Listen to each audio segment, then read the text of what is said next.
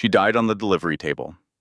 32 years old, 3 babies pulled from her body, 2 girls, 1 boy, all breathing, all screaming. Their mother was not. Her husband stood in the hallway. He was not praying. He was texting his mistress. Within 4 days, the girlfriend changed the sheets on the dead woman's bed. Within 2 weeks, she moved into the house. She posted the dead woman's baby shoes on social media with a caption that read, "Sometimes, life gives you a second chance at family." She thought she had won, but the dead woman was smarter than all of them.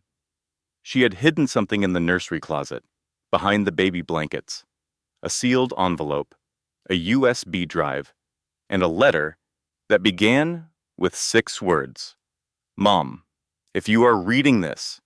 And when the court-ordered DNA test came back, it did not just destroy the husband. It revealed a secret so shocking that the mistress, the mother-in-law, the lawyers, and every single person in that courtroom realized they had underestimated a dead woman.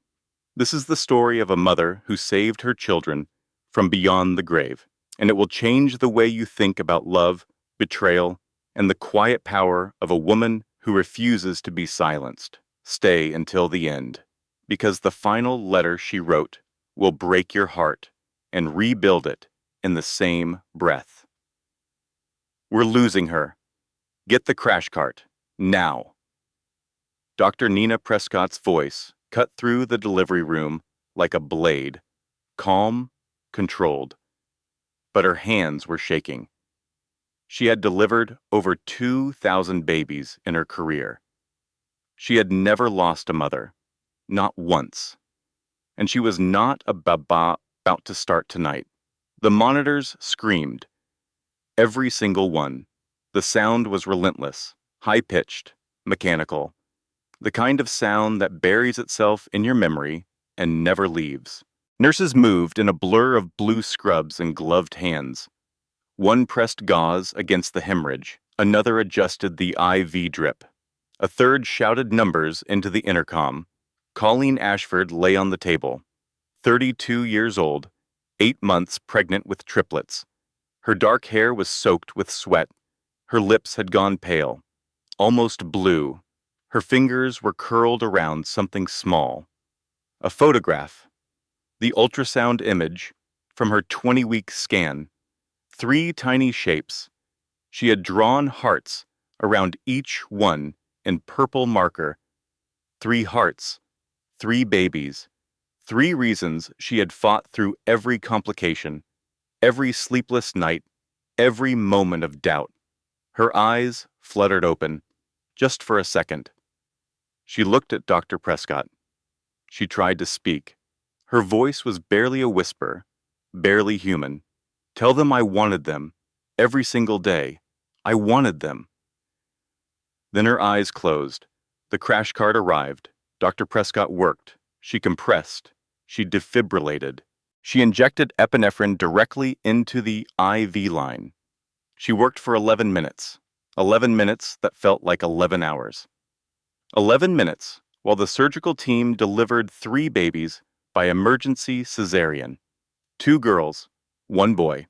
Margot came first, then Bridget, then Theodore. All 3 were breathing. All 3 were screaming, their tiny lungs filling with air for the very first time. The sound of new life, raw and desperate and beautiful. Their mother was not breathing. Their mother was not screaming. Their mother was gone. Dr. Prescott stepped back from the table. She pulled off her gloves. She stared at the clock on the wall. 9:47 in the evening. She would remember that time for the rest of her life. "Time of death," she said. Her voice cracked on the last word. 9:47 p.m. The room went quiet. Not silent. Machines still beeped. Babies still cried. But the humans in that room went quiet. The kind of quiet that happens when something irreversible settles into the air. In the hallway outside the delivery room, Grant Ashford stood with his back against the wall. He was not pacing. He was not praying. He was holding his phone. The screen glowed against his face. He was texting. His thumbs moved quickly, efficiently, like a man checking items off a list. A nurse came through the double doors. Her face was wet. She had been crying. She looked at Grant. She said his name. He did not look up. She said his name again. He held up one finger, the universal gesture for wait. She said his name a third time. Mr. Ashford, you need to come in, now. He looked up. He locked his phone. He slid it into his pocket. He followed the nurse through the doors. He did not ask what was wrong. He did not run. He walked. The NICU team had already taken the triplets. 3 isolates. 3 tiny bodies wrapped in hospital blankets. Margot in pink, Bridget in yellow, Theodore in blue, chimp. They were stable. Small but stable, fighters. All 3 of them, just like their mother. Grant stood over the isolates. He looked at the babies. He looked at the nurse. All 3 are healthy? He asked. The nurse nodded. Good, he said. That's good. He did not ask about Colleen, not yet. Not until Dr. Prescott came to him directly, not until she stood in front of him and said the words. Even then, his reaction was measured, controlled. He closed his eyes. He pinched the bridge of his nose. He exhaled slowly, like a man absorbing a business setback, like a man recalculating. Was it the hemorrhage? He asked. Dr. Prescott nodded. We did everything we could. The placental abruption was too severe. The bleeding was uncontrollable. I am so sorry, Grant. He nodded. Once, twice. He ran his hand through his hair. The babies are okay, though, he said. It was not a question. The babies are stable. Okay? Okay. He exhaled again. I need to make some calls. He turned and walked back into the hallway. He pulled out his phone. He made a call. It took him 3 seconds to dial. Not the number of a grief-stricken man scrolling through contacts. The number of a man who had the contact ready, waiting. It's me, he said. She's gone. Come to the hospital, but wait until the morning. I'll text you when. He hung up. He stood in the hallway for a long moment. The fluorescent lights hummed above him. The floor was cold tile. The smell was antiseptic and recycled air. He put his phone away. He straightened his collar. He walked back into the NICU. And for the first time, he looked like a grieving husband. Dorothy Brennan arrived at 11:23 that night. She had driven 4 hours through a rainstorm from her home in Ridgewood. Her daughter's water had broken early, 6 weeks early. Dorothy had thrown a bag in the car and driven without stopping, without eating, without turning on the radio. 4 hours of silence and rain and a prayer that repeated itself over and over in her mind. She walked into the maternity ward expecting to hold her grandchildren. She was 61 years old. Her hair was silver. Her hands were strong. She had raised 2 children and alone after her husband died. She had worked 2 jobs for 15 years. She had survived everything life had thrown at her. She was ready for this. She was ready to be a grandmother. A hospital chaplain was waiting at the nurse's station. Dorothy stopped walking. She looked at the chaplain. She looked at the nurse beside him. She knew, before anyone said a word, she knew. A mother always knows. No, she said, just that. Just one word. The chaplain stepped forward. He spoke gently.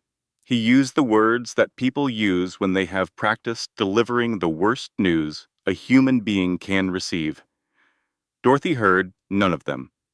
She heard the blood rushing in her ears. She heard the fluorescent lights buzzing. She heard a baby crying somewhere down the hall. Her grandchild, one of her grandchildren, crying for a mother who would never answer. Dorothy sat down, not in a chair, on the floor, right there in the corridor. She sat on the cold tile floor and she pressed her hands against her face, and she made a sound that was not a word, not a scream. Something older than language. Something that comes from a place so deep inside a mother that most people never hear it. The sound of a heart breaking in real time. A nurse knelt beside her. Another brought water. The chaplain waited. Grant appeared at the end of the hallway. He walked toward Dorothy. He knelt down. He put his hand on her shoulder. "I'm so sorry, Dot," he said. His voice was steady, practiced. "She fought so hard. The babies are healthy. All three of them. She would want us to focus on that." Dorothy looked up at him, through tears, through rage, through a grief so enormous it filled the entire hallway. She looked at her son-in-law, and something inside her shifted, something she could not name, not yet, but it was there, a whisper, a warning. She nodded. She let the nurse help her stand. She wiped her face with the back of her hand. She asked to see her grandchildren. The NICU was warm, quiet. The machines beeped softly, rhythmically, like tiny heartbeats. Dorothy stood over Margot's isolette first. The baby was impossibly small, 5 pounds 2 ounces, dark hair already, just a wisp of it, and her nose, Colleen's nose, the same slight upturn at the tip, the same delicate bridge. Dorothy's hands were shaking so badly that the nurse had to help her reach inside the isolette. She touched Margot's hand, just one finger. The baby's fingers curled around hers, instinct, reflex, but it felt like a message, like Colleen reaching through her daughter to say, "I'm still here. I'm still here, Mom." Dorothy stood there for a long time. She touched each baby, Margot, Bridget, Theodore. She memorized their faces, their tiny breaths, the way Bridget's eyelids fluttered in sleep, the way Theodore's mouth made a small O shape, like he was surprised to be alive. She stayed until the nurses gently suggested she rest. She did not rest. She went to the waiting room and sat in a plastic chair and stared at the wall. At one point, she stood to get water from the fountain. The waiting room overlooked the parking garage. Through the window, in the yellow glow of the garage lights, she saw Grant. He was standing next to his car. He was not alone. A woman stood beside him. Young, dark hair, red lipstick, even at midnight. She was holding his hand. Her head was on his shoulder. He was not pushing her away. He was not crying. Dorothy stood at the window, the paper cup of water crushed slowly in her fist. Water ran over her fingers and dripped onto the floor. She did not feel it. She watched until they separated, until the woman walked to her own car, until Grant straightened his tie and walked back toward the hospital entrance. Dorothy sat back down. She set the crushed cup on the table beside her. She folded her hands in her lap.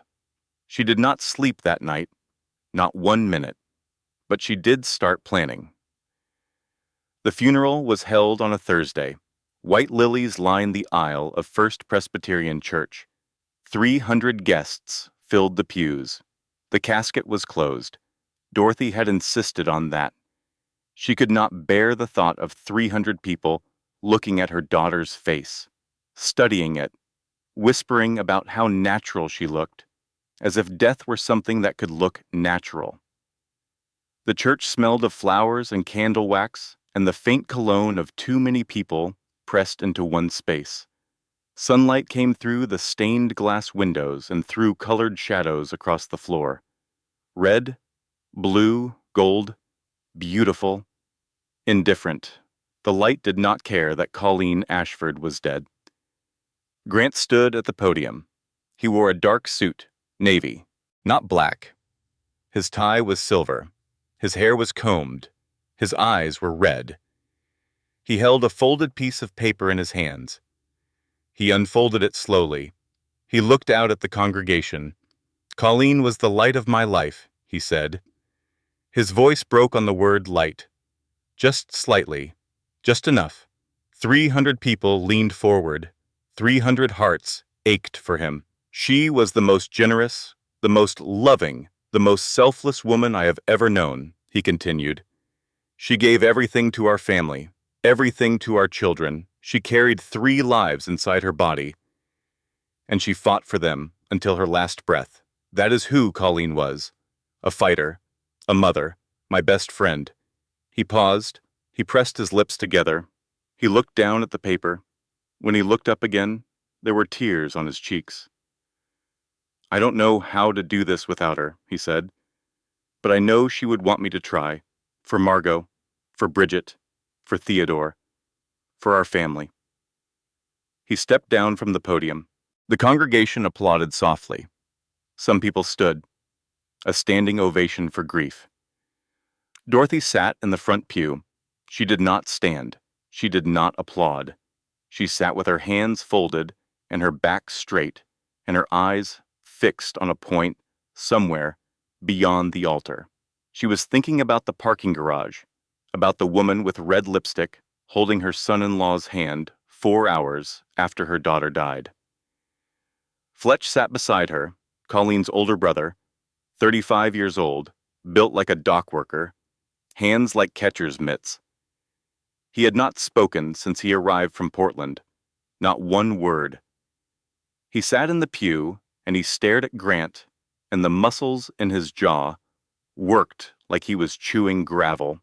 I'm not crazy, Dorothy whispered, so quietly that only Fletch could hear.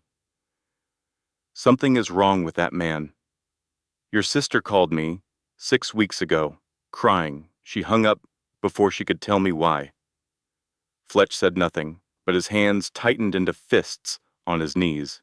At the back of the church, a woman signed the guest book. She wrote carefully, Vivian Holloway, close family friend. She wore black, a fitted dress. Tasteful, expensive, her lipstick was red, not muted, not subdued, red. The kind of red that announces itself, the kind of red that says, I am here, and I am not hiding. She sat in the last pew. She did not cry. She watched Grant deliver his eulogy with an expression that was difficult to read. Pride, patience, possession, like a woman watching her investment mature. After the service, guests gathered in the fellowship hall. Casseroles and cold cuts and too many desserts. The food people bring when they don't know what else to bring. Dorothy stood by the window and accepted condolences and hugs and the same words repeated over and over and over. She's in a better place. She's watching over those babies. You'll get through this. Time heals. Time does not heal. Dorothy knew that. Time just gives you more space to carry the wound. Jolene Marsh found her by the coffee table.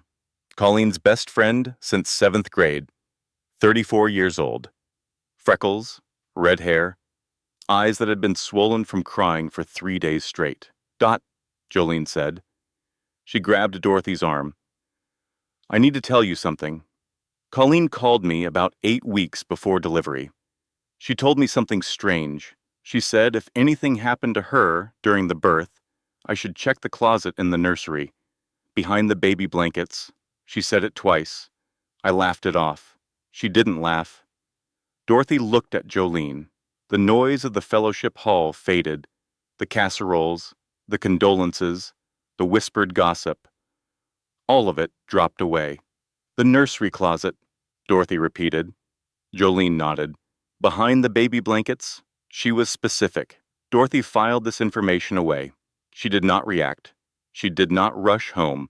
She simply nodded and squeezed Jolene's hand and said thank you. She had learned something in her 61 years. When you are being watched, you do not show your cards. And she was being watched. Grant's mother, Laurel Ashford, stood across the room. 67 years old, silver hair styled into a perfect bob. Pearls. Always pearls. She had not spoken to Dorothy once since the hospital. Not once. She had not offered condolences. She had not asked about the babies. She stood with her circle of friends, and she watched Dorothy the way a cat watches a mouse, measuring, calculating. 3 days after the funeral, Dorothy noticed things. Grant did not get up for nighttime feedings. Not once. The nanny did everything. The nanny was a woman named Tessa. 26, Vivian's college roommate. Grant had hired her within 72 hours of Colleen's death. He had not asked Dorothy for input. He had not asked anyone. Within that same 72 hours, Grant had also contacted Colleen's life insurance company. He had canceled Colleen's membership at the country club. He had removed her name from the joint checking account. He had donated her clothes, her shoes, her coats, to Goodwill. Without asking Dorothy, without asking Fletch, without keeping a single item for the babies. Dorothy said nothing. She documented everything. Dates, times, details. She wrote them in a small notebook she kept in her purse, the same purse Colleen had bought her for Mother's Day 2 years ago. Leather, brown, with a small monogram on the clasp. D. B. Dorothy Brennan. On the 4th night after the funeral, Dorothy heard something on the baby monitor. She was in the guest room. The monitor was on the nightstand. Static, white noise, then a voice, not the nanny's voice, a different voice. Younger, smoother, like honey poured over gravel. Soon this will all be ours, baby. Just a little more patience. Dorothy sat up in bed. She stared at the monitor. The green light pulsed. The voice stopped. Footsteps. A door closing. Then silence. The next morning, Dorothy found a sympathy card on the kitchen counter. It was not with the stacks of other cards. It was separate, placed casually beside the coffee maker, as if it were a grocery list. The front had white lilies. The inside was handwritten. To my love, the hardest part is over. Now we begin. V. Dorothy read it twice. She set it back down, exactly where she found it. She poured her coffee. She took a sip. She walked to the window and looked out at the driveway. The card was not hidden. That was what stopped her cold. They had not even bothered to hide it. That level of arrogance, that level of certainty that no one would notice, that no one would care, that the grieving grandmother was too old and too broken to pay attention. They were wrong. Dorothy took her coffee to the garage. She opened Colleen's car, a white Honda Accord. She did not start it. She just sat in the driver's seat. She adjusted the rearview mirror and saw things her daughter had left behind. Sunglasses in the cup holder, a half-finished bottle of water, a prenatal vitamin stuck to the center console, a hair tie on the gear shift, the faint smell of vanilla lotion. Her daughter had been right here, in this seat, alive, driving to doctor's appointments, driving to the store to buy baby furniture, singing along to songs on the radio, resting her hand on her enormous belly, feeling 3 pairs of tiny feet kicking against her palm. Dorothy gripped the steering wheel until her knuckles went white. She did not cry. She was too angry to cry. Anger was better than grief right now. Anger had direction. Grief just had weight. She sat in that car for 45 minutes. When she got out, her coffee was cold. She poured it down the garage drain. She walked back inside. She smiled at the nanny. She kissed each baby on the forehead. She complimented Grant on the breakfast he had not cooked. And that evening, when the house was quiet and Grant was in his study with the door locked, Dorothy went to the nursery. She knelt before the closet.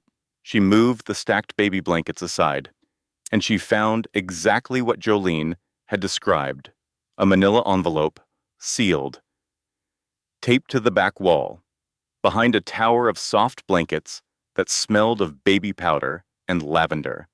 Her daughter's handwriting was on the front.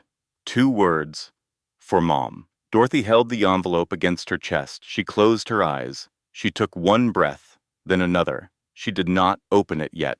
Not here.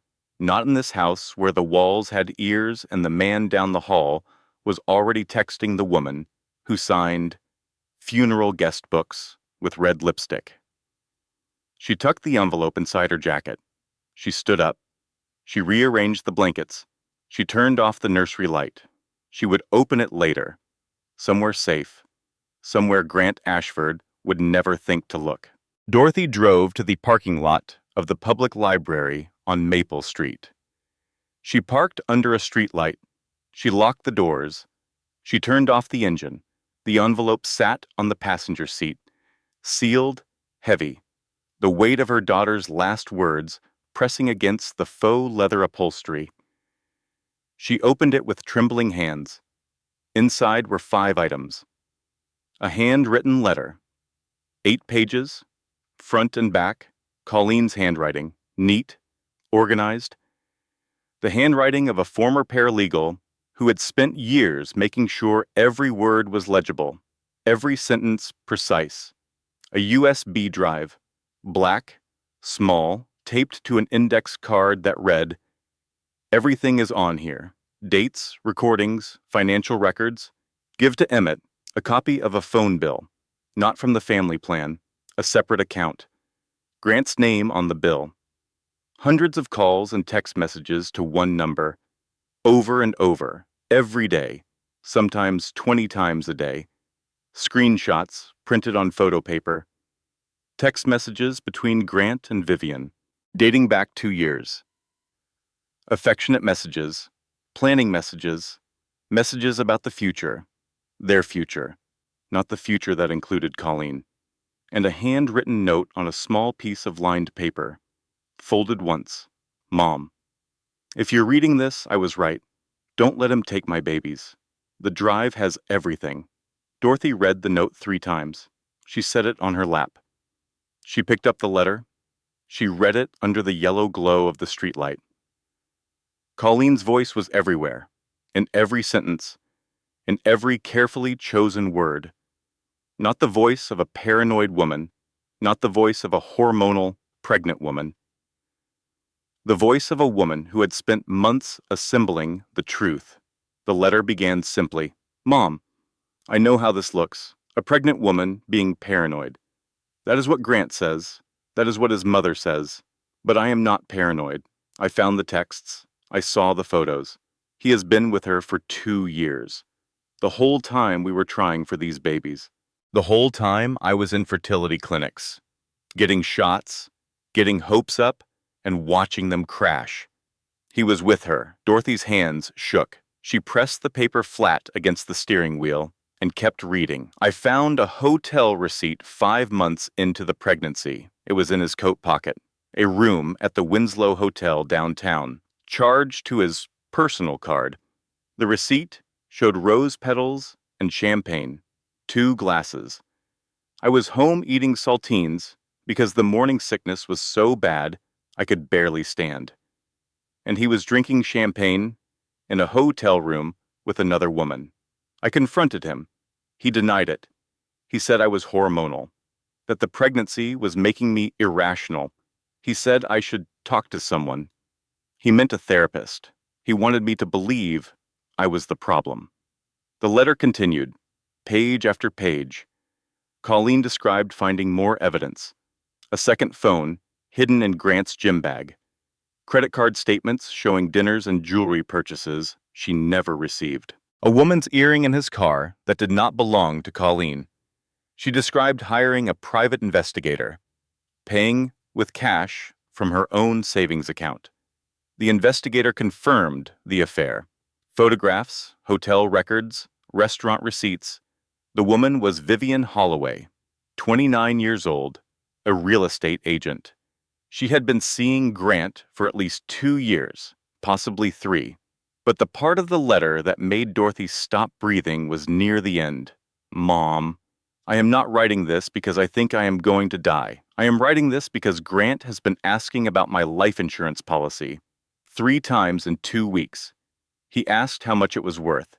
He asked when it would pay out. He asked if there were any exclusions for complications during childbirth.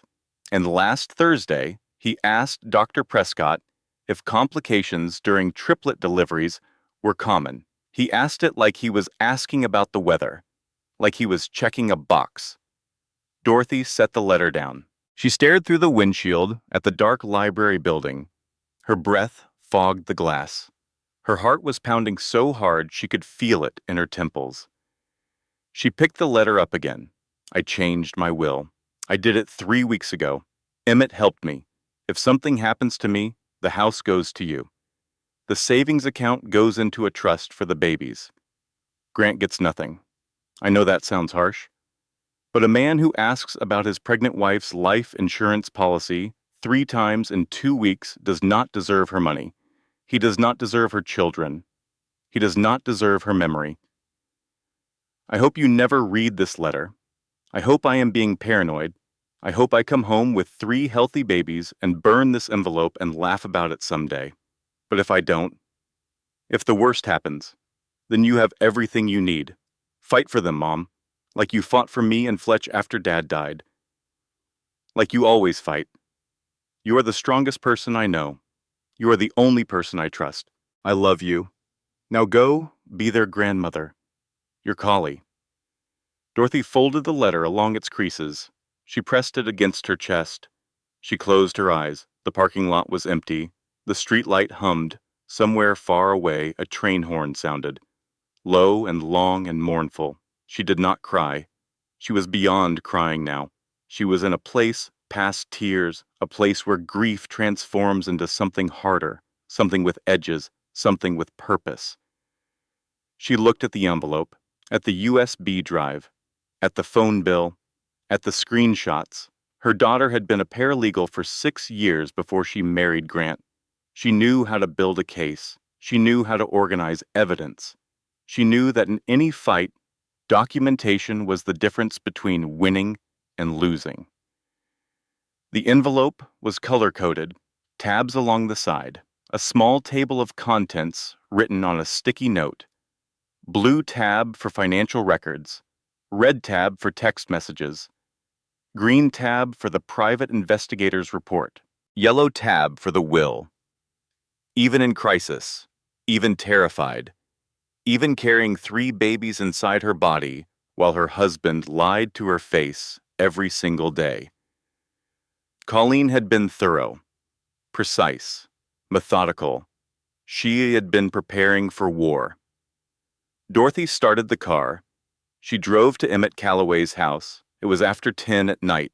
She did not call ahead.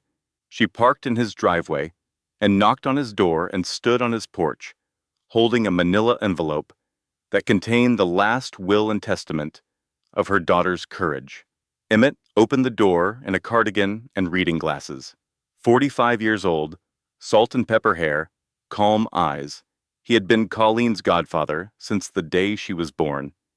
He had taught her to ride a bike. He had hired her at his law firm for her first paralegal job. He had helped her change her will 3 weeks before she died. He looked at Dorothy. He looked at the envelope. He stepped aside without a word.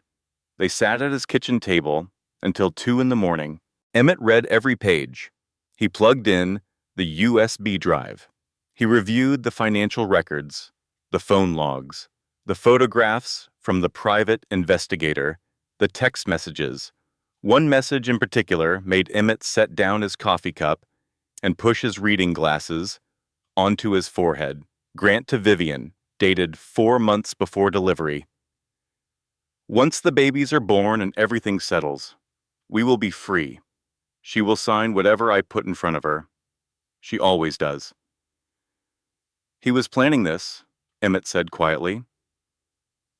Before she even delivered, he was planning to take everything. Dorothy nodded. She already knew. She had known since the parking garage, since the red lipstick, since the sympathy card on the kitchen counter. What do we do? She asked. Emmett closed the laptop. He looked at Dorothy. His godchild was dead. His colleague was dead. A woman he had watched grow from a gap-toothed little girl into a brave, careful, meticulous woman was dead. And the man who was supposed to protect her was already counting her insurance money. We do exactly what Colleen wanted us to do, he said. We fight. 2 weeks after the funeral, Grant asked Dorothy to leave. He did it over breakfast, scrambled eggs, toast, orange juice, and a glass pitcher that Colleen had bought at a farmer's market in Vermont. Dorothy remembered the day they bought it. A Sunday in October, leaves changing, Colleen holding the pitcher up to the sunlight, admiring the way the glass caught the colors. Now Grant poured juice into that pitcher, like it was just a pitcher, like it had no history, like it meant nothing. Dot, he said. His voice was gentle, reasonable, the voice of a man who had practiced being gentle and reasonable. I think it might be best if you head home. The babies need stability, a routine, and I've noticed that your presence has been, well, a bit disruptive. Dorothy set down her fork. She looked at him. Disruptive, she repeated. Tessa says you hover over the babies at night. You come into the nursery at odd hours. It's confusing the schedule. I'm just thinking about what's best for them. What is best for them is their grandmother, Dorothy said. Grant's smile tightened, just a fraction. Most people would not have noticed. Dorothy noticed. I appreciate everything you've done, he said. But this is my home.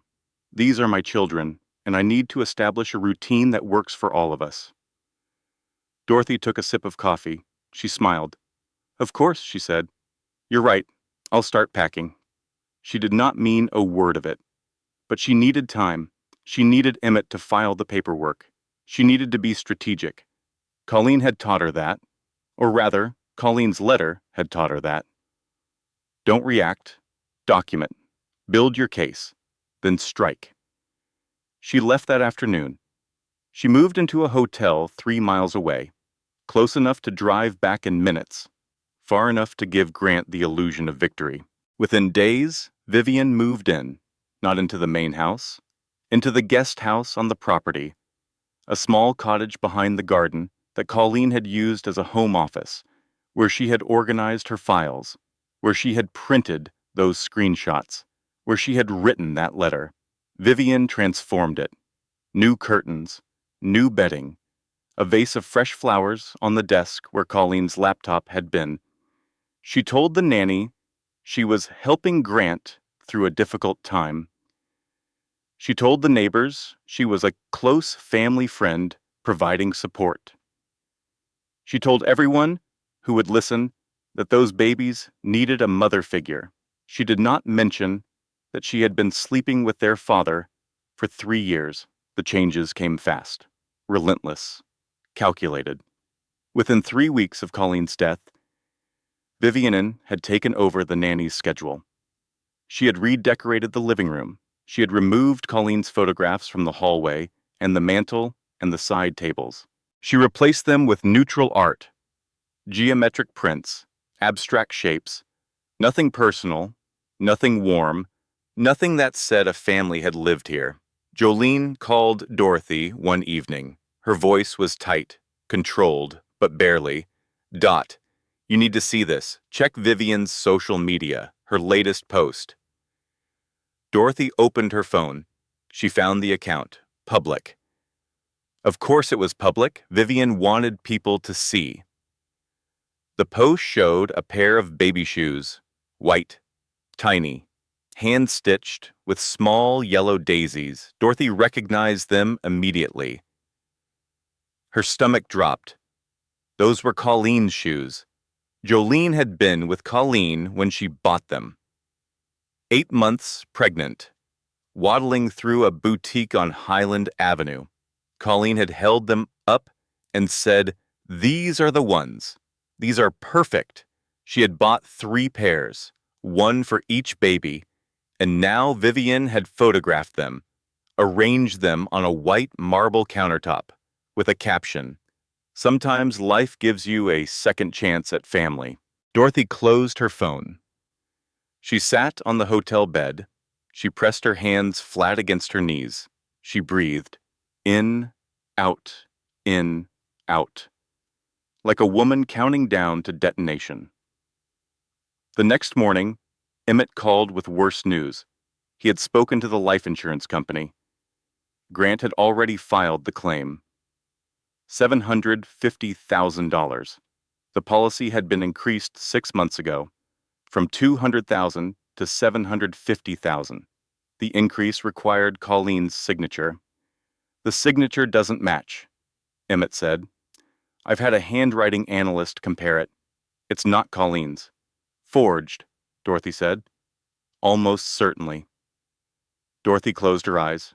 Her daughter's life, reduced to a number on a policy, a forged signature, a payout that would fund Grant's new life, with the woman who posted baby shoes on social media. There's more, Emmett said. My forensic accountant has been reviewing the financial records from the USB drive. Grant opened a separate LLC 18 months ago. He transferred $320,000 from the joint account into this LLC over the course of a year. Small increments. $5,000 here, $10,000 there.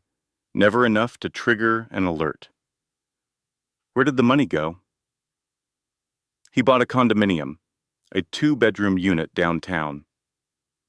The title is in Vivian's name. Dorothy said nothing.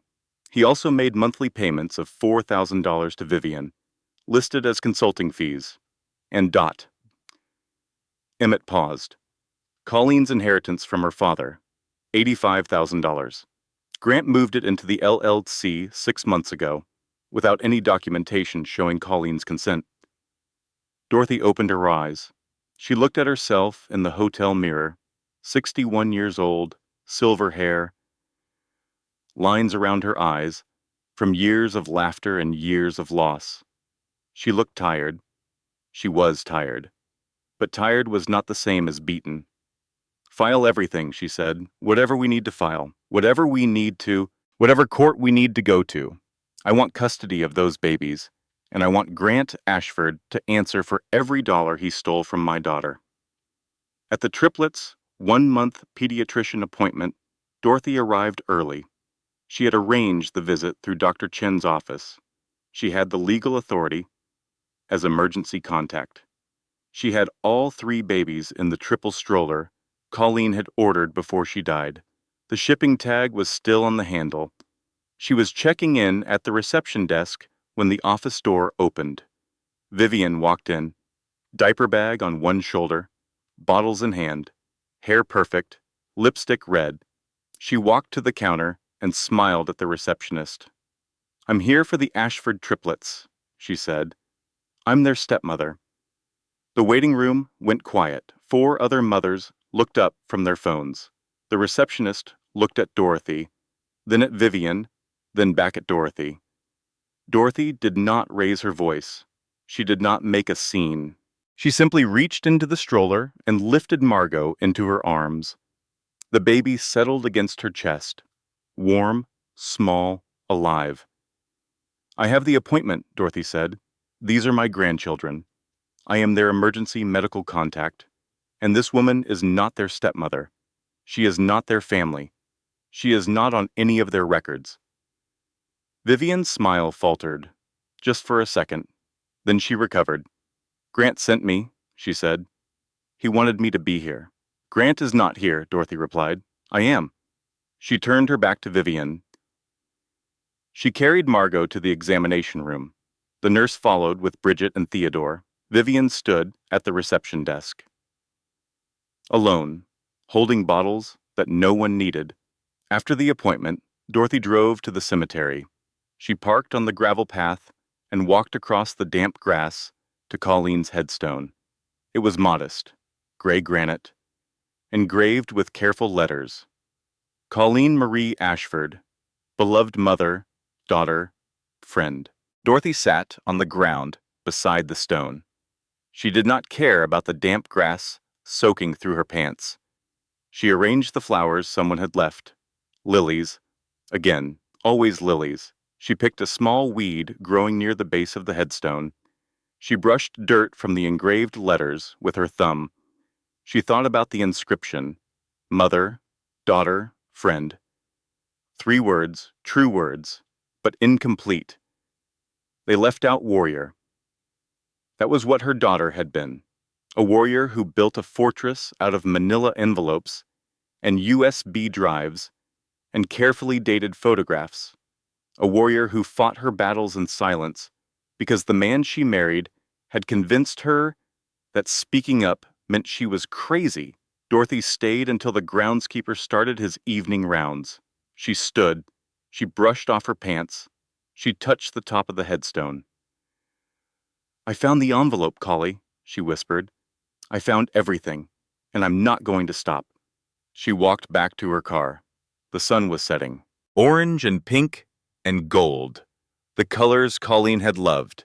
The colors she had painted the nursery. A sunset palette for 3 babies who would grow up in its warmth. Dorothy started the engine. She drove back to the hotel. She ordered room service, chicken soup. She ate every bite. She called Emmett and told him to file the petition for grandparent custody in the morning. Then she sat on the edge of the hotel bed and opened her small notebook. She wrote the date. She wrote what had happened at the pediatrician's office. She wrote what Vivian had said, word for word. She wrote the time. She wrote the names of witnesses. She closed the notebook. She placed it on the nightstand beside Colleen's letter. 2 documents side by side, one written by her daughter, one written by herself, both building the same case, both fighting the same fight, both protecting the same 3 tiny lives. Grant's lawyer was named Whitfield, Bradford Whitfield III, a name that sounded like money, a name that had never known a public library parking lot at 10 o'clock at night or a hotel room with a minibar and a broken heart. Whitfield filed a restraining order against Dorothy. The petition claimed she was emotionally unstable, grief-stricken beyond reason, interfering with the father's parental rights and bonding with his newborn children. It described Dorothy as aggressive and irrational and a disruptive influence on the household. Attached to the petition was a sworn statement from Laurel Ashford, Grant's mother. The woman with the pearls and the perfect bob and the eyes that measured everything. Laurel described Dorothy as hysterical, with grief, and incapable of respecting boundaries. She wrote that Dorothy had barged into the pediatrician's office uninvited and created a scene that frightened the babies and embarrassed the family. Emmett read the petition in his office with the door closed. He read it twice. Then he set it down and poured himself a glass of water. "They're trying to isolate you," he told Dorothy on the phone. "Standard tactic. Remove the grandmother. Control the narrative. Make you look unstable, so when the custody question arises, you're already discredited." "What do we do?" Dorothy asked. "We file a counterpetition. Grandparent visitation rights under state statute. But, more importantly, I'm requesting a guardian ad litem for the triplets. An independent attorney appointed by the court to represent the children's interests. Not yours. Not Grant's. Theirs." "On what grounds?" "On the grounds that Grant introduced an unrelated woman into the household within weeks of his wife's death, that he hired that woman's college roommate as the nanny, that financial records show potential fraud, and that the deceased mother's own documents suggest she feared for her children's welfare." Dorothy was quiet for a long moment. She could hear traffic through the hotel window. Horns, engines, the ordinary sounds of a world that was still turning even though hers had stopped. "Do it," she said. Emmett also filed a request for a court-ordered DNA test for all 3 children. He told Dorothy it was standard procedure in custody disputes where parentage was relevant, but there was something in his voice, a note she couldn't quite place, a frequency just beneath the words. "Why the DNA test?" she asked. "Because the affair timeline overlaps with the IVF treatments," Emmett said. "And because in my experience, men who lie about money also lie about other things." The hearing was scheduled for 3 weeks later. 3 weeks, 21 days of waiting, of documenting, of watching from a hotel room while Vivian rearranged her daughter's house. Dorothy used every one of those days. She met with Emmett's forensic accountant, a woman named Patricia, who wore bifocals and spoke in numbers the way poets speak in metaphors. Patricia laid out the financial timeline like a surgeon laying out instruments. The separate LLC, the transferred funds, the condo in Vivian's name, the monthly payments disguised as consulting fees, the forged signature on the insurance increase, the stolen inheritance. He built a paper castle, Patricia said. Impressive from the outside, but the foundation is fraud. Jolene provided her own testimony. She described the phone call from Colleen about the nursery closet. She described the social media post with the baby shoes. She described 3 years of friendship with a woman who slowly, carefully, went from vibrant to hollow, from confident to cautious, from speaking her mind to whispering. She changed, Jolene told Emmett during the deposition. The last 2 years especially. She stopped calling as much. She stopped coming to book club. She made excuses. She was always tired, always busy, always apologizing for Grant. I didn't push. I should have pushed. I should have asked her directly. I didn't. I will live with that for the rest of my life. Fletch flew in from Portland. He moved into the hotel room next to Dorothy's. He brought a suitcase and a toolbox and a look in his eyes that worried everyone who loved him. I'm not going to do anything stupid, he told Dorothy, but I'm not leaving either. Not until this is done.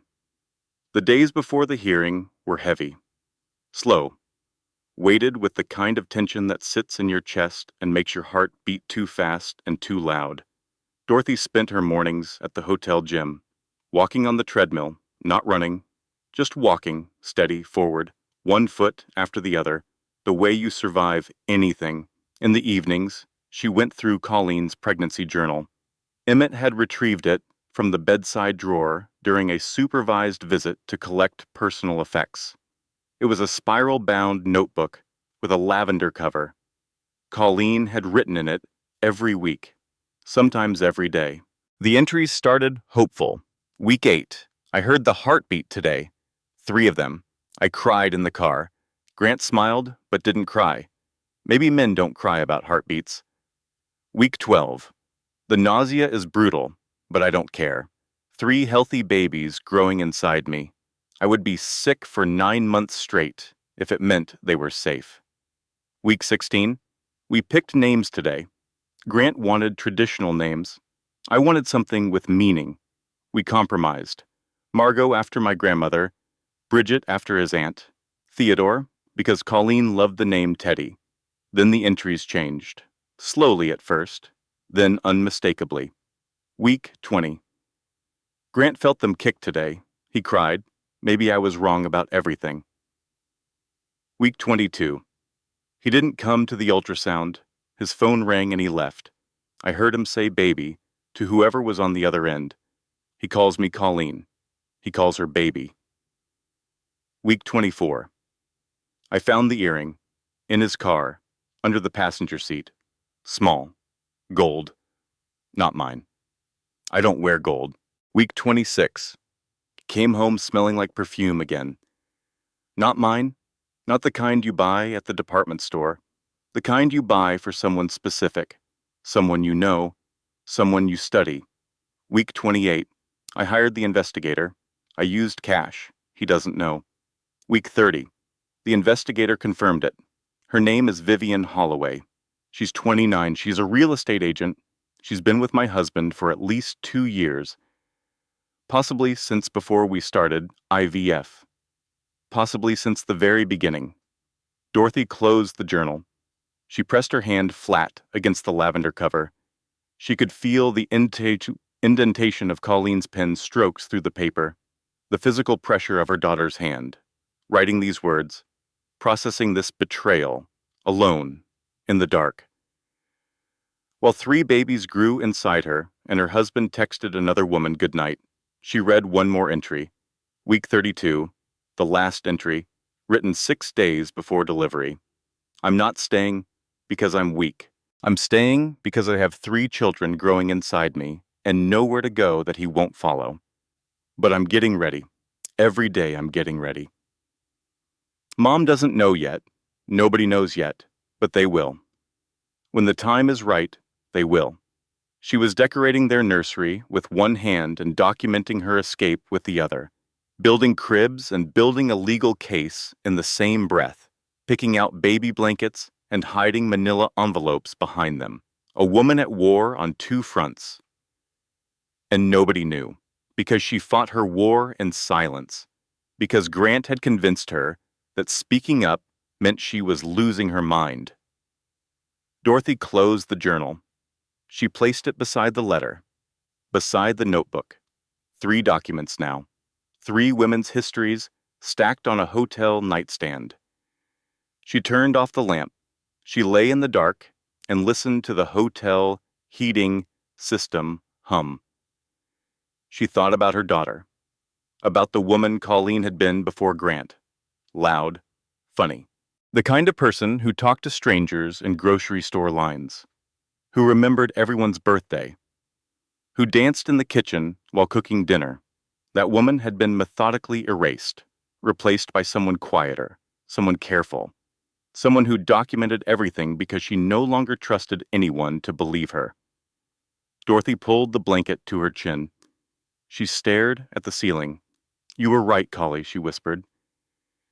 "You were right about all of it, and I'm sorry I didn't listen when you tried to tell me." The ceiling did not answer. The heater hummed. The hotel was quiet. Somewhere down the hall, someone was watching television.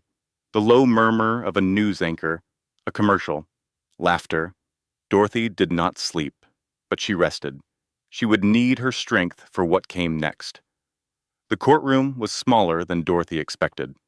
Room 412. Family court, 3rd floor. The hallway smelled of floor polish and stale coffee. Fluorescent lights buzzed overhead. The kind of lights that make everyone look tired, even the people who slept well. Dorothy did not sleep well. She wore a navy dress, simple. Colleen had picked it out for her 2 Christmases ago. She wore the brown leather purse with the monogram. DB inside the purse was Colleen's letter, folded along its creases, always with her now. Grant arrived with Whitfield. Dark suit, dark tie, hair perfect. He looked like a man who had slept 8 hours. He looked like a man who had no worries. He nodded at Dorothy across the aisle. Polite, controlled, the nod of a man performing decency for an audience. Laurel sat behind Grant. Pearls. Perfect bob. She did not nod at Dorothy. She did not look at Dorothy. She looked straight ahead at the judge's bench like she was waiting for a performance to begin. Whitfield spoke first. He painted a picture of a devoted father, a grieving husband, a man who had lost the love of his life and was now trying to raise 3 newborns alone. He described Dorothy as well-meaning but overbearing. He said the word overbearing 4 times. He said the word boundaries 6 times. He suggested that Dorothy's grief had made her unable to distinguish between love and control. He was good. Dorothy had to admit that. He was very good. He spoke with the kind of measured confidence that cost $500 an hour. Then Laurel took the stand. She described Dorothy as a woman who never approved of Grant and tried to control Colleen's choices throughout the marriage. She said Dorothy showed up at the hospital uninvited and refused to leave despite being asked repeatedly. She said Dorothy's behavior at the pediatrician's office was embarrassing and inappropriate. Every word was technically true. Every word was completely misleading. That was the genius of it. That was what money bought, not lies, distortion. The careful bending of truth until it pointed in the wrong direction. Emmett waited. He let them finish. He let every word settle into the courtroom air. Then he stood. "Your Honor," he said, I have evidence that Mr. Ashford's characterization of the situation is not merely incomplete. It is deliberately misleading. He presented the financial records, the LLC, the transferred funds, the condo in Vivian's name, the forged insurance signature, the monthly payments, the stolen inheritance. Whitfield objected. Repeatedly, the judge overruled. Repeatedly. Emmett presented the text messages from the USB drive. He read 3 of them into the record. The one about being free once the babies were born, the one about Colleen signing whatever he put in front of her, and one more. A text from Vivian to Grant, dated 2 days after the funeral. When do I get to stop being the secret? I've waited long enough. The courtroom shifted. The energy changed. 300 invisible threads pulled tight between every person in that room. Then the judge asked Dorothy to respond to Grant's characterization. Dorothy stood. She looked at the judge. She looked at Grant. She looked at Laurel. She opened her mouth to speak, and her voice cracked on the first word. She stopped. She breathed. She started again. Your Honor, my daughter is dead. She left behind 3 babies who will never know her voice. They will never feel her hold them. They will never hear her sing the lullaby I sang to her. She paused. The courtroom was silent. Not a single throat cleared. Not a single paper rustled. The man who was supposed to protect her moved his girlfriend into their home before the funeral flowers wilted. He forged her signature to steal her life insurance. He took her inheritance. He erased her photographs from her own walls. And he is standing here today calling me overbearing. Her voice was steady now, low, clear. The voice of a woman who had stopped shaking. I am not here because I am overbearing. I am not here because I cannot let go. I am here because my daughter asked me to be. She left me a letter. She left me evidence. She left me a promise to keep, and I intend to keep it. The judge looked at Dorothy for a long moment. She looked at Grant. She looked at the evidence binders Emmett had submitted. She ordered the DNA test. She granted temporary, supervised visitation for Dorothy pending the full hearing. She denied the restraining order. Grant's jaw tightened, one muscle, barely visible, but Dorothy saw it. She saw it, and she did not look away. Outside the courthouse, Fletch was pacing. He had not been allowed inside. Character witnesses were sequestered. He was vibrating with the kind of energy that precedes either greatness or disaster. Grant walked out the side entrance. Fletch saw him. He moved before Dorothy could stop him. You killed my sister, Fletch said. He did not shout. His voice was low, controlled. The kind of controlled that is more frightening than any scream. Maybe not with your hands, but you broke her heart so completely that her body couldn't hold on. You stole her money. You stole her peace. You stole her trust. And now you're trying to steal her children. Grant stopped. He looked at Fletch. He adjusted his cuffs, straightened his collar, the gestures of a man who believes he is above confrontation. Your sister was sick, Fletcher, he said, calm, almost gentle, almost convincing, mentally. The pregnancy made it worse. Everything I did was to protect my family. I'm sorry you can't see that. Fletch's hands trembled. Dorothy grabbed his arm. She squeezed, hard. A mother's grip. The kind that says, not here, and not now, and I need you to hold on just a little longer. Fletch stepped back. He let out a breath. He looked at Grant one more time. Colleen saw you, he said. She saw through every lie, every excuse, every smile. She saw what you were, and she made sure the whole world would see it too. Grant said nothing. He walked to his car. He opened the door. He sat behind the wheel. He did not start the engine for a long time. That night, Dorothy was alone in her hotel room. She sat on the bathroom floor, not by choice. Her legs simply gave out. She slid down the wall and sat on the cold tile and held Colleen's letter against her chest. I don't know if I can do this, Collie, she whispered. I'm 61 years old. I'm fighting a man with money and lawyers and a mother who lies under oath. I don't know if I'm strong enough. The bathroom was small, white tile, a single overhead light, the kind of light that hides nothing. Dorothy saw her reflection in the mirror across from where she sat. She saw herself, but she also saw something else, her eyes. The same eyes Colleen had, the same shade of green, the same slight upturn at the corners. Her daughter's eyes, looking back at her, from inside her own face. Dorothy pressed her palm against the tile floor. She pushed herself up. She stood. She looked at her reflection straight on. She ran water over her face. She dried it with a hotel towel. She walked to the nightstand and picked up the phone. She called the front desk. She asked for extra towels. She did not need extra towels. She needed to hear another human voice. Because the silence in that room sounded too much like the silence after the doctor said, "I'm sorry." We did everything we could. The front desk clerk was young, cheerful. He said he would send the towels right up. He asked if she needed anything else. She said no. Thank you. Good night. She hung up. She sat on the bed. She opened her notebook. She wrote the date. She wrote what happened at the hearing. She wrote what the judge said.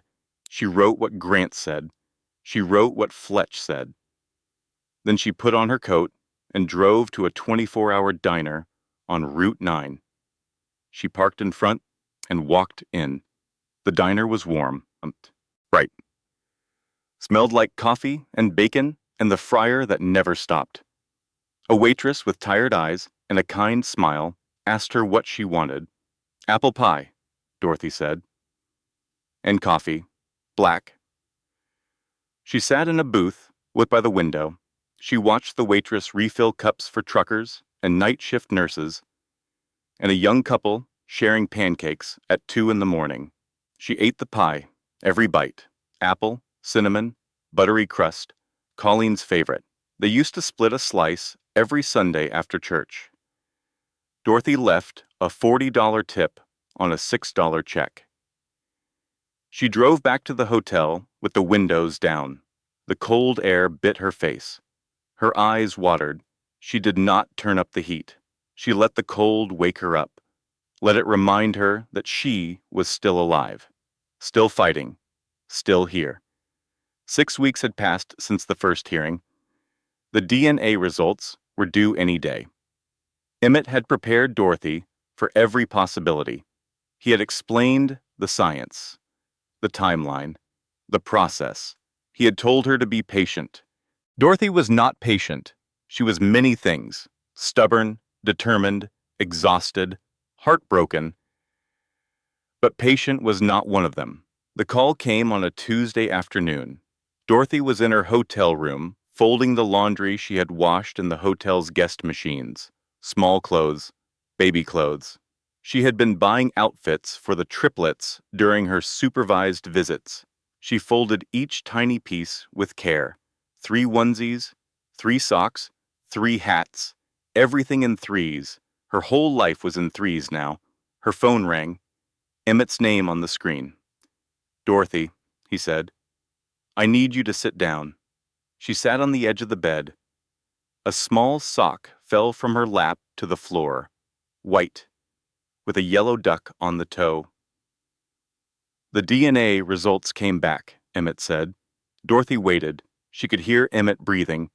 She could hear the clock ticking on his desk. She could hear everything and nothing at the same time. "The triplets," Emmett said. He paused. He cleared his throat. "Margot, Bridget, and Theodore. None of them are Grant's biological children." The room tilted. Not physically, but something inside Dorothy shifted. Like the floor had moved an inch to the left. Like the walls had expanded. Like the air had changed temperature. "What did you say?" she asked. "I said none of them are his. Not 1, not 2, all 3. The court-ordered paternity test is conclusive." Grant Ashford is not the biological father of any of those children. Dorothy pressed her free hand against the mattress. She felt the bedspread, the texture, cotton, hotel cotton, real, solid. She was still here, still in this room, still in this life, the life that kept pulling the ground from under her feet. "How is that possible?" she whispered. Emmett explained, slowly, carefully. "The way you explain something that changes everything." Colleen and Grant had been doing IVF treatments for 3 years. The embryos were created at Whitfield Fertility Clinic. Grant was told his sperm count was low but viable. The clinic attempted 3 rounds of implantation. All 3 times, Grant's samples were flagged as non-viable. The clinic recommended donor material as a standard backup procedure. Colleen signed the consent form. Alone, she authorized the use of anonymous donor sperm. Grant did not sign. Grant was not told. The clinic records showed only Colleen's signature on the donor consent form. She knew, Dorothy said. Not a question. She knew, Emmett confirmed. The clinic informed her, after the second round, that Grant's samples could not produce viable embryos. They recommended a donor. She agreed. She did not tell Grant. Dorothy was quiet for a long time. She looked at the baby sock on the floor, the yellow duck, smiling, oblivious. Why, Dorothy asked. Why didn't she tell him? I found a journal entry, Emmett said. From around that time. Colleen wrote it. He read it to her. The doctor told me Grant's samples won't work. They recommended a donor. I said yes. I didn't tell Grant because he would have refused. He would have said his pride matters more than our family, and I want these babies more than I want his approval. For the first time in my marriage, I made a choice that was mine, just mine. Dorothy let the words settle. She let them find their place inside the landscape of everything she now knew about her daughter's life, her daughter's marriage, her daughter's courage. Colleen did not have an affair. She made a medical decision, alone, in secret, because the man she married was too proud to accept help, too vain to admit his own body had failed, too selfish to put their family above his ego, and that same man was now fighting for custody of 3 children who were not biologically his, fighting for control of a life insurance policy that was never rightfully his, fighting to erase a woman who had built her family without him. What happens now? Dorothy asked. Grant's legal position for sole custody is critically weakened. A man with no biological connection to the children, a documented pattern of financial fraud, and evidence of an extramarital affair has very little standing against a biological grandmother. And Vivian? That, Emmett said, is where it gets interesting. When Vivian heard the DNA results, her first reaction was exactly what Grant's lawyers feared. She was the one lying, Vivian said. To Grant, to his mother, to anyone who would listen. She was the one cheating. The babies aren't even his. For 48 hours, Vivian believed this was her victory. Proof that Colleen was the unfaithful one. Proof that Grant had been the victim all along. She told the story to her friends, to her parents. She nearly posted about it online. Then Emmett's office released the clinic records, the donor consent form, the medical documentation showing Grant's non-viable samples, the timeline proving that Colleen had not had an affair. She had made a reproductive choice within the context of a legitimate medical procedure. The narrative flipped, overnight, completely. Colleen had not betrayed Grant. Colleen had built a family in spite of Grant. She had carried 3 children for 8 months. She had endured a high-risk pregnancy. She had organized their nursery and painted their name plaques and drawn hearts on their ultrasound photos. And she had done all of it, knowing that the man sleeping beside her every night was sleeping with someone else. Grant was not destroyed by guilt. He was destroyed by humiliation. His manhood, his legacy, his name, none of it lived in those 3 babies. His mother called him that evening. Laurel's voice on the phone was ice. "Those children are someone else's problem now," she said. "Do not drag this family's name any further through the mud." She hung up. She did not call back. The irony was not lost on anyone. Grant had spent 3 years cheating on the only woman who was actually building their family. He had lied, he had stolen, he had forged, and the whole time Colleen was the one doing the work. The real work. The painful work. The shots and the appointments and the hope and the heartbreak. She did it alone. She did it in silence. And she did it knowing that her husband's contributions to their family had stopped at the bedroom door. Dr. Nina Prescott called Dorothy that evening. Her voice was quiet, careful. The voice of a woman who had been carrying something heavy for a long time. "Mrs. Brennan," she said, "I need to tell you something. Your daughter spoke to me the week before delivery. She said something I haven't been able to forget." Dorothy waited. She said, "If something goes wrong, make sure my mother gets the babies, not Grant, my mother." I told her nothing would go wrong. I was wrong about that.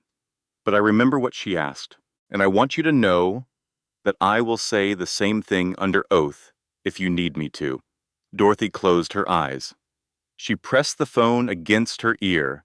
She heard her daughter's voice, not the doctor's voice, Colleen's voice, clear and certain and brave, not Grant. My mother. Dorothy thanked Dr. Prescott. She hung up. She sat in the hotel room in the falling dark. She did not turn on the light. She did not need to. She could see perfectly well. She could see everything now. Grant went to the press, a local television reporter, Channel 7, a woman with helmet hair and a sympathetic nod who specialized in human interest stories. Grant sat across from her in his living room, the living room that no longer had Colleen's photographs. He wore a button-down shirt, open collar, no tie. The look of a man inviting you in, the look of a man with nothing to hide. "I loved my wife," he said. The camera zoomed in on his eyes. They were wet, perfectly wet. The amount of moisture that suggests deep emotion without actual tears streaming down. "I thought we built a family together. I thought those children were mine. Finding out the truth has been the most devastating experience of my life." The reporter asked about the affair. Grant deflected with practiced ease. "I made mistakes," he said. "I won't deny that. But I never stopped loving Colleen, and I never stopped believing I was those babies' father. That was taken from me, without my knowledge, without my consent." The segment aired on the 6 o'clock news, then the 10 o'clock news, then it went online. Within 48 hours, the comment section split in two. Half the people felt sorry for Grant. The other half did not. Grant had miscalculated. He had always been good at controlling small rooms, courtrooms, operating rooms, dinner tables. But the internet is not a small room. The internet is everyone, everywhere, all at once. And the internet had questions. If he loved his wife so much, why did his girlfriend move in 2 weeks after the funeral? If he didn't know about the donor sperm, why was he already filing for life insurance? Why did he forge his dead wife's signature? Emmett waited 3 days. He let the story circulate. He let the comments accumulate. Then, with Dorothy's permission, he released a carefully curated selection of evidence: the forged life insurance signature, the forensic handwriting analysis showing it was not Colleen's hand, the financial transfers, $320,000 siphoned from the joint account into an LLC that purchased a condo in Vivian's name, the timeline, showing the affair began before the IVF treatments, before the pregnancy, before any of it. Grant had been with Vivian from the very beginning, and one text message entered into court record, available to any reporter who requested the public filing. Grant to Vivian, 4 months before Colleen's death. Once the babies are born and everything settles, we will be free. She will sign whatever I put in front of her. She always does. Public opinion reversed, not gradually, not thoughtfully. It reversed the way a wave crashes. Complete, sudden, drenching. Women shared the story on social media with captions that were part rage and part recognition.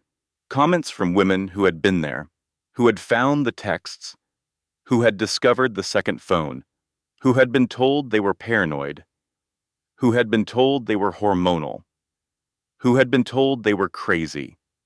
Colleen became a symbol, not a victim, a symbol.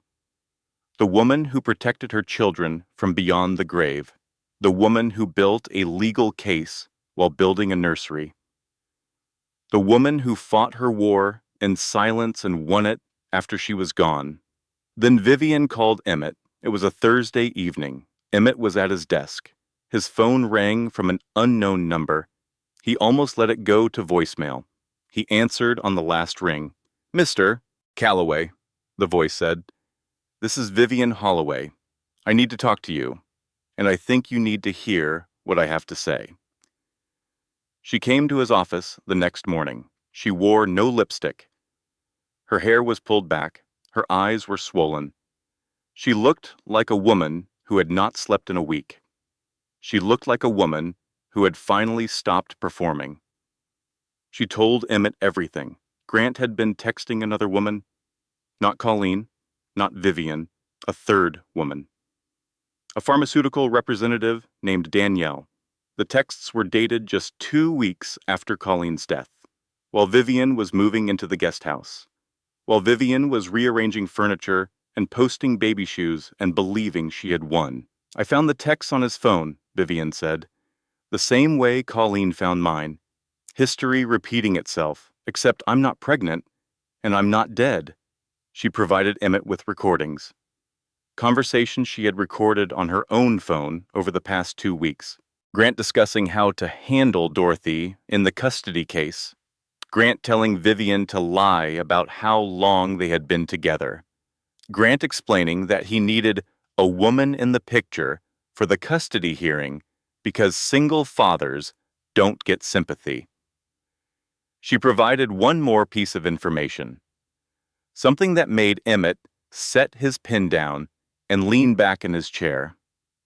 "He told me to be the mother those kids need," Vivian said.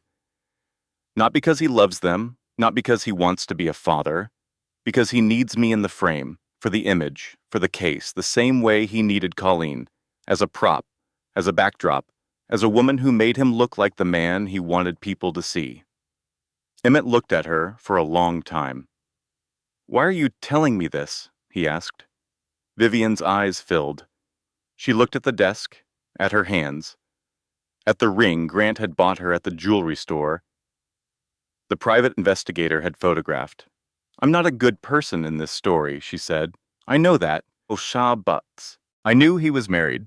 I told myself she didn't appreciate him. That's what liars tell themselves. But I didn't know about the insurance. I didn't know about the forged signature. I didn't know he was stealing from her while she was pregnant with children he convinced me were his." She pulled the ring off her finger. She set it on the desk. "I thought he loved me. I was wrong about that too." Emmett picked up the ring. He turned it over. He set it back down. "Would you testify?" he asked. "Yes," she said. "Under oath. In court. On camera.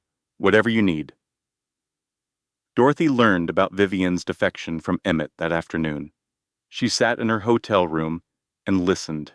She said nothing for a long time. "I don't forgive her," Dorothy finally said. "I want to be clear about that. She slept with my daughter's husband. She moved into my daughter's home. She photographed my daughter's baby shoes. I don't forgive that."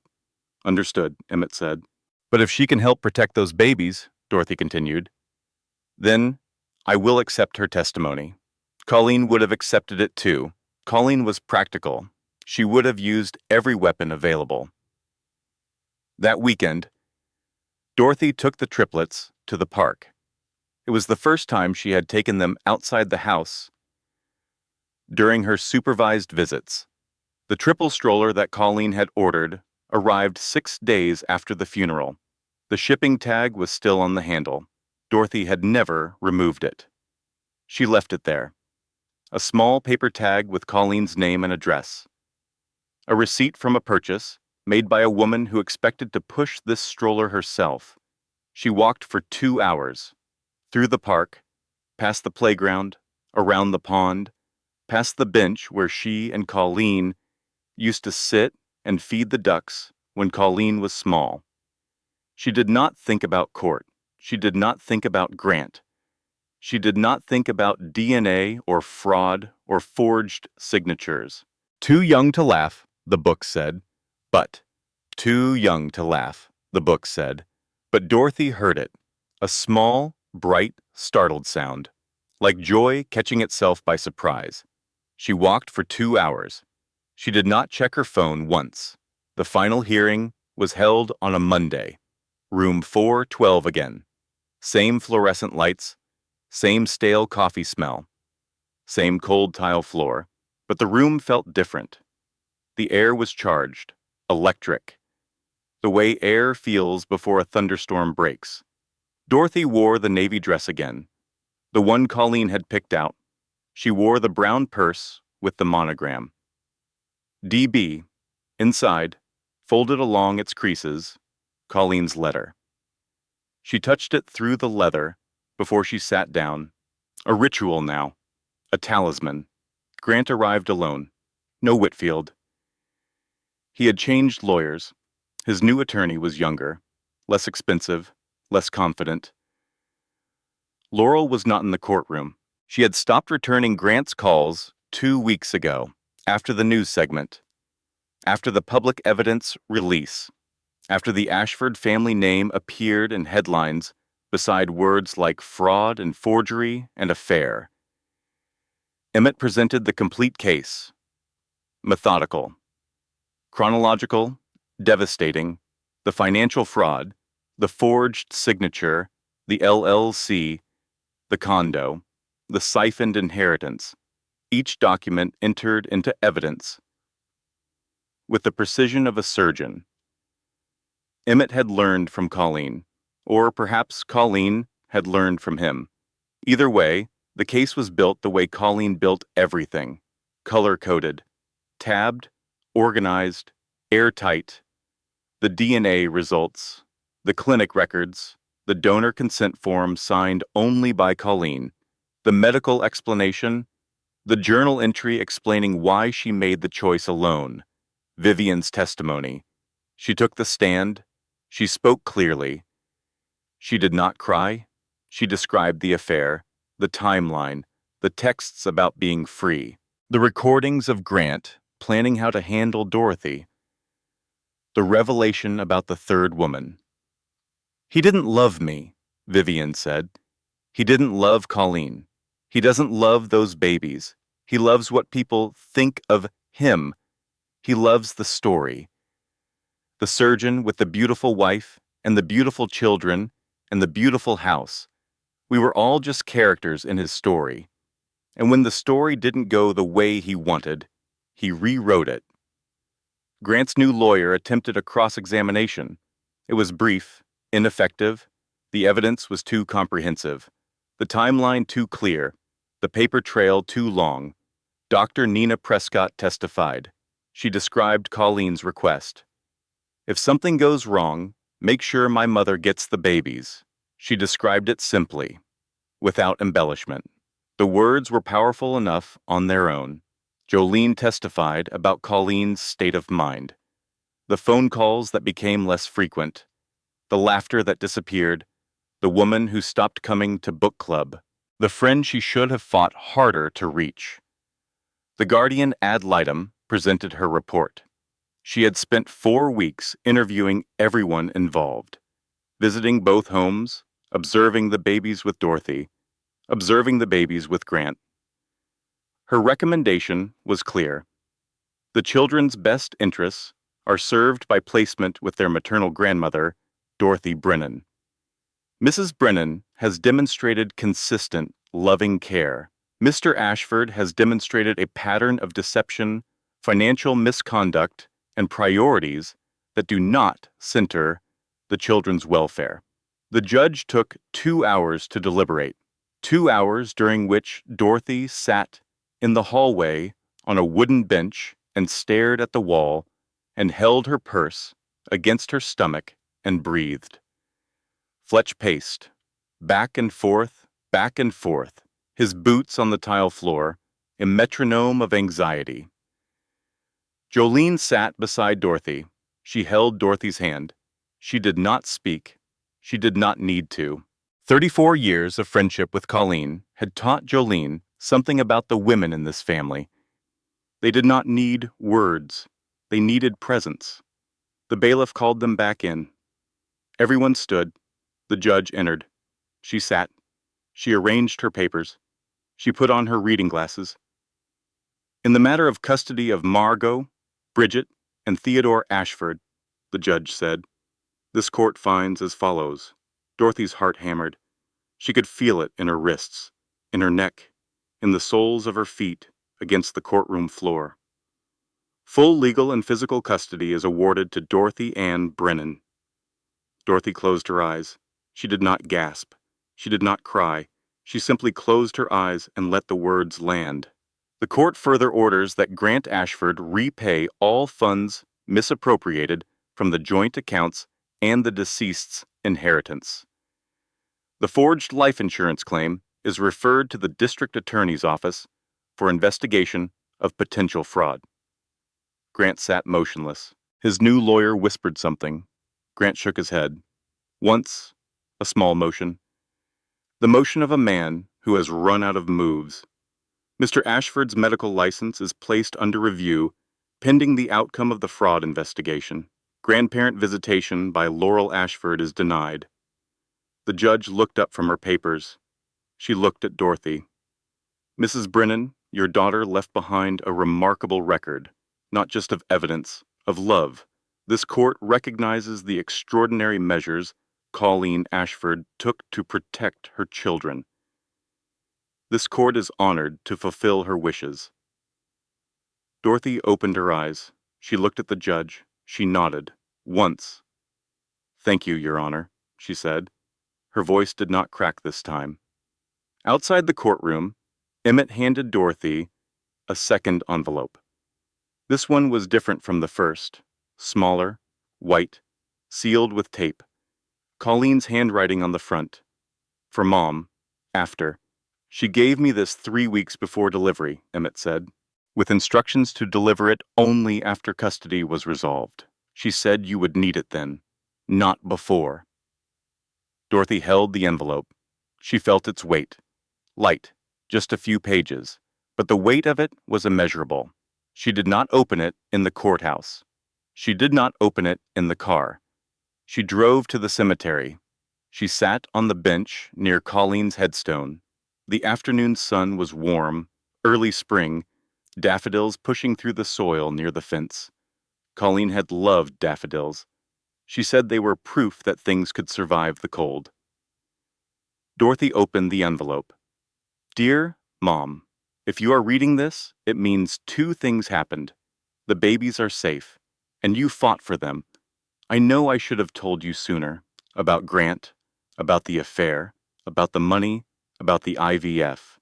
I was ashamed, not of using a donor, of staying with a man who made me feel like using a donor was something to hide. These babies are mine, every cell, every heartbeat, every kick at 3 in the morning. I chose them. I grew them. I talked to them every night. I told them about you, Mom. I told them you make the best apple pie in the world, and that you cry at commercials, and that you will love them like you loved me, fiercely and without condition. I am not afraid of dying. I am afraid of them growing up in Grant's shadow. That is why I built this paper trail. That is why I talked to Emmett. That is why I changed my will. You are going to be tired, Mom. 3 babies at 61. but I have seen you. I have seen what you are made of. You raised me and Fletch alone after Dad died. You worked 2 jobs and never missed a school play. You are the strongest person I have ever known. Tell them about me, not the sad parts. Tell them I loved gardening and bad reality TV, and that I could never parallel park. Tell them I wanted them every single day. I wanted them. I love you, Mom. Now go be their grandmother and their mother and their whole world. Your Collie. Dorothy folded the letter carefully along the existing creases. Her daughter had folded it into perfect thirds. The paralegal in her, precise to the end, even in love, even in goodbye. She put the letter in her purse, next to the first letter, next to her wallet, next to the small notebook. She would carry it every day for the rest of her life. Not because she needed to remember, because it was the closest she could get to holding her daughter's hand. She stood. She washed her face in the cemetery's drinking fountain. She dried it with her sleeve. She looked at her reflection in the water. Green eyes, Colleen's eyes. She walked back to Colleen's headstone. She stood there for a moment. The wind moved through the trees. A bird sang somewhere nearby. A cardinal, red against the gray branches. You saved them, Collie, Dorothy said. From your grave, you saved your own children. She touched the top of the headstone, warm from the sun. She let her hand rest there. Then she walked to her car. Fletch was waiting. Jolene was waiting. The triplets were in the car with the new nanny, a woman named Helen, 53 years old, recommended by Emmett's wife. Warm hands, soft voice. Margot had fallen asleep on Helen's shoulder within 5 minutes of meeting her. Dorothy got in the car. She buckled her seatbelt. She looked in the rear view mirror.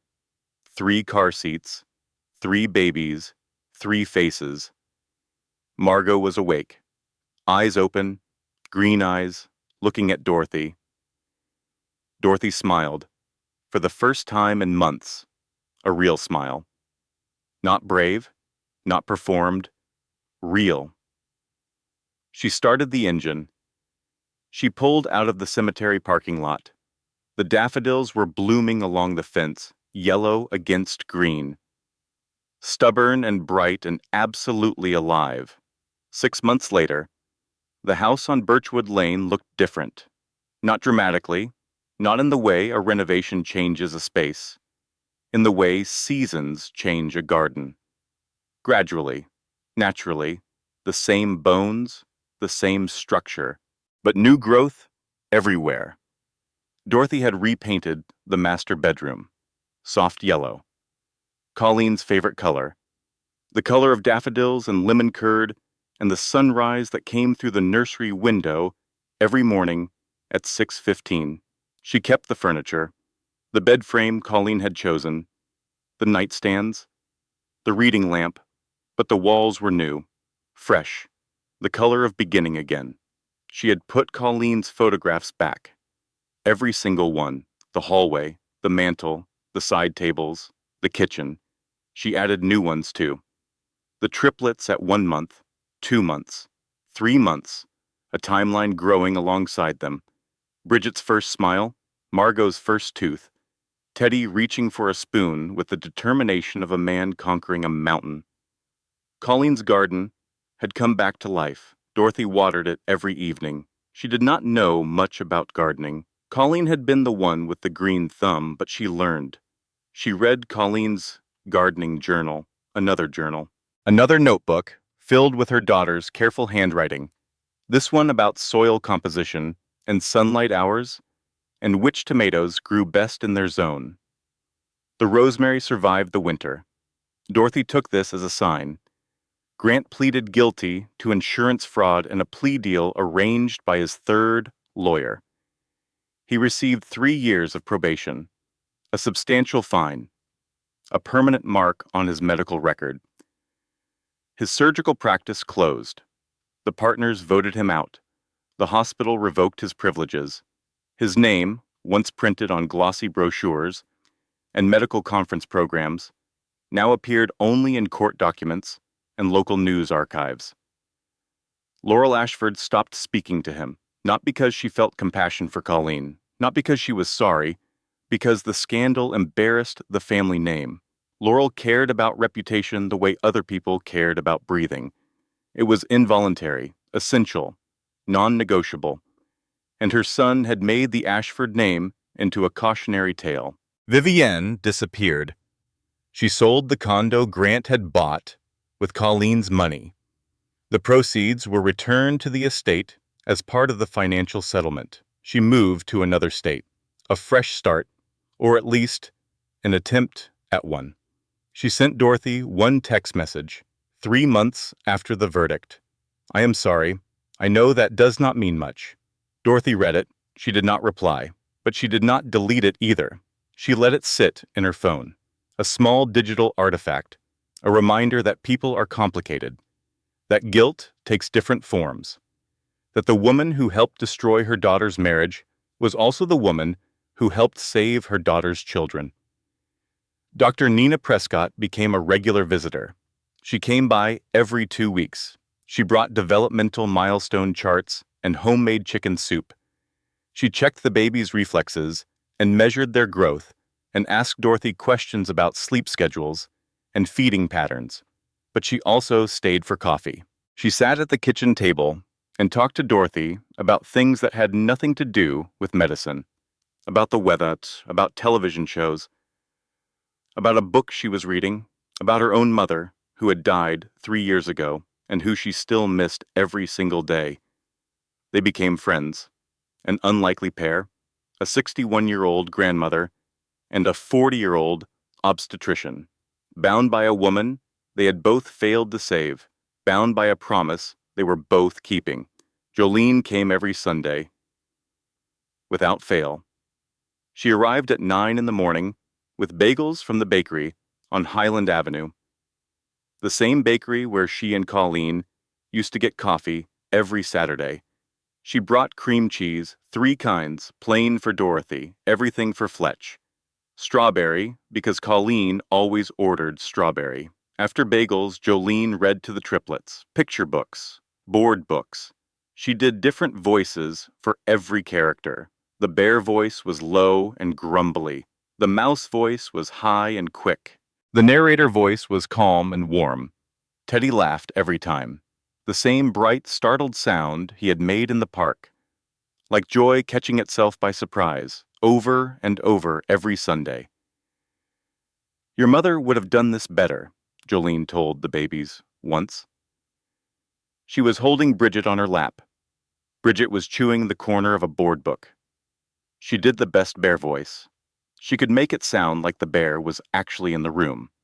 "I can't do that, but I'm going to keep trying." Fletch built a treehouse in the backyard. It took him 3 weekends. He drove down from Portland each Friday night and worked from dawn to dusk. He used cedar planks and stainless steel bolts in a level that had belonged to his father. He painted it green, Colleen's second favorite color, after yellow. The treehouse was not for the babies. They were 6 months old. They could barely hold up their own heads. The treehouse was for later, for when they were 5 and 7 and 10, for when they needed a place to climb and dream and whisper secrets, for when they needed to be above the ground, closer to the sky, closer to wherever their mother was. He put a small plaque on the door, hand-carved, cedar, 2 words, "The Collie House." He showed it to Dorothy on a Sunday afternoon. She stood in the backyard and looked up at it, the green paint bright against the oak tree's branches, the plaque catching the sunlight. "She would have loved it," Dorothy said. "She would have said the paint was uneven," Fletch replied. Dorothy laughed, a real laugh, the kind that comes from the belly, the kind she thought she might never produce again. But there it was, unexpected and warm, and proof that joy survives even the deepest grief. In the evenings, after the babies were asleep and the house was quiet, Dorothy sat in the nursery. She had moved the rocking chair to the center of the room, between the 3 cribs, so she could reach all of them. Margot on the left, Bridget in the middle, Teddy on the right. The rocking chair was the one Colleen had bought at a yard sale. She had refinished it herself, sanded the old paint, applied 3 coats of white stain, sealed it with polyurethane. It still smelled faintly of lemon oil. The lemon oil Colleen used for all her furniture projects. $1.50 a bottle from the hardware store. Dorothy rocked. The chair creaked softly. A rhythm. A pulse. The sound of something old and reliable, doing what it was made to do. She looked at the 3 cribs. 3 mobiles spinning slowly overhead. Stars and moons and clouds. 3 nightlights. Plugged into the walls, shaped like stars, casting soft yellow light across the ceiling. Colleen had ordered them online. They arrived 2 days after the funeral. Dorothy plugged them in herself. Margot slept on her stomach, always, despite every recommendation to the contrary. She would flip herself over within minutes of being placed on her back. Stubborn, determined. Dorothy recognized the trait immediately. It was Colleen's, pure Colleen. Bridget slept on her back, perfectly still, arms at her sides, like a small soldier at rest. Her eyes moved behind her lids, dreaming already, at 6 months old. Dorothy wondered what babies dreamed about. Warmth, probably. Milk, the sound of a heartbeat. Teddy slept on his side, curled, his fist pressed against his mouth. He was the quietest of the 3, the most patient. He waited for his bottle. He waited for his turn to be held. He waited for Margot to stop babbling and Bridget to stop fussing, and then he made his small sound. Not a cry, not a demand, a notification. I am here. I am ready, whenever you can. Dorothy rocked and watched them breathe.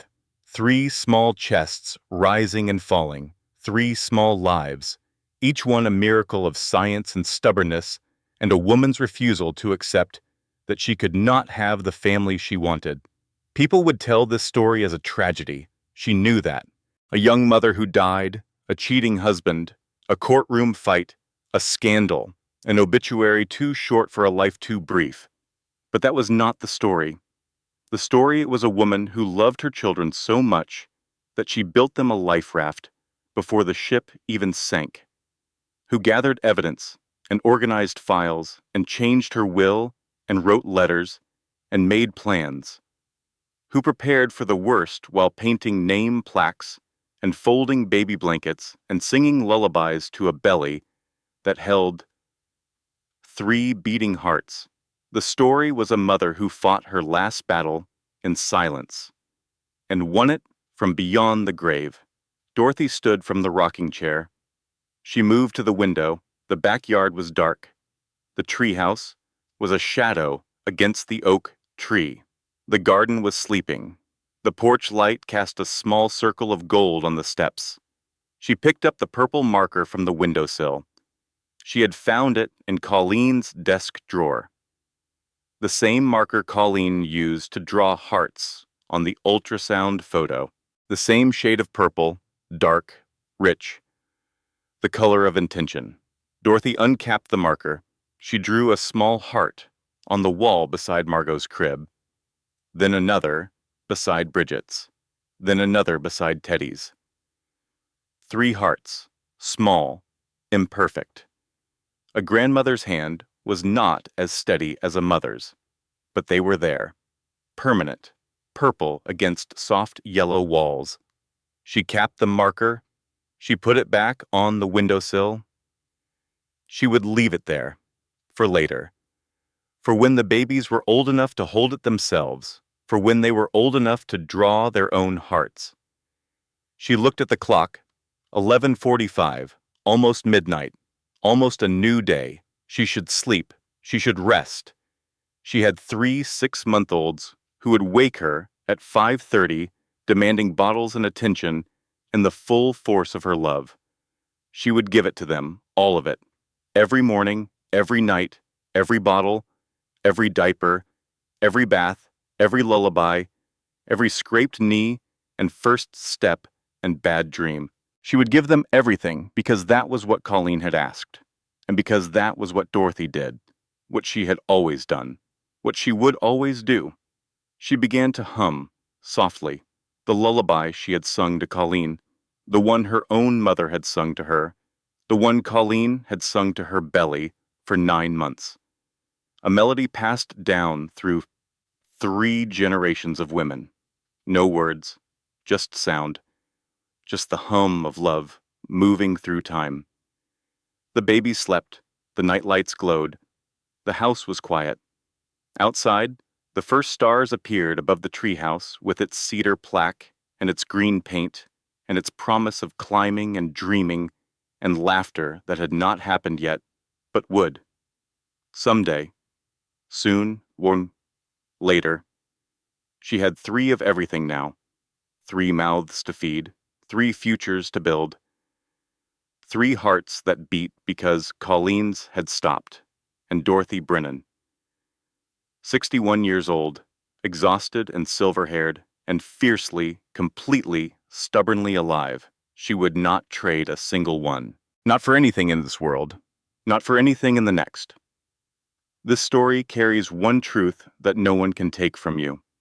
Love does not end when the heart stops beating. A mother's love builds walls that outlast her. It writes letters that speak after she is gone. It protects children she will never hold again. If this story moved you, if it made you feel something real, then do one small thing. Hit that like button. Leave a comment and tell us which moment hit you the hardest. Share this with a woman who needs to hear that her strength matters.